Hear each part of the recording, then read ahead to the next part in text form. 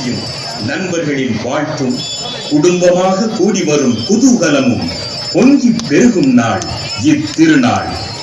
இருள் ஒளிந்து பகைமை மறைந்து மகிழ்ச்சி பெருக்கெடுக்கும் மங்களகரமான இந்த நல்ல நாளில் இசை முழக்கி நடனம் செய்வோம், இணைந்தொன்றாய் என்றும் வாழ்வோம்.